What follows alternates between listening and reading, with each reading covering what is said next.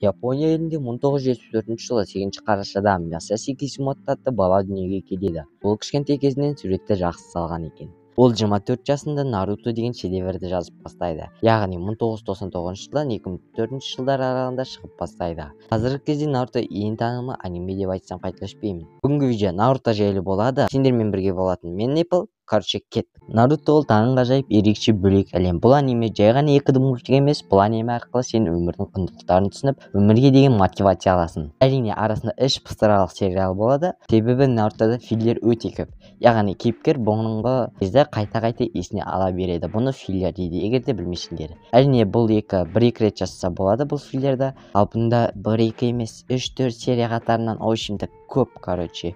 Наруто көрсеңдер, филлерге дайын болыңдар. Бірақ сонда да Наруто қызық. Ал енді Барутоға келетін болсақ, мен үндемеймін. Егер де сен де Наруто анимесін көрген болсаң, комментке сүйікті кейіпкерін жаза кет. Нарутода кез келген кейіпкердің өзіндік жеке қызықты оқиғалары бар. Бұл анимеде әр кейіпкердің жақсы жағы болады, тіпті Акацуки ұйымында да. Бұл анимедегі қызықты сәттердің бәрі екінші жазадан басталады. Яғни енді Акацукимен соғыста болады. Наруто анимесі басқа анимелердің салыстырғанда әлде қайда ұзақ. Наруто анимесі ұзақ болғанымен көруге тұрарлық аниме. Осымен видеоны аяқтаймын. Тоқтатықта видеоның соңында сенің каналға жазылып кетуіңді сұраймын. Бұл маған үлкен мотивация бола береді. Короче, сол, давайте, пока.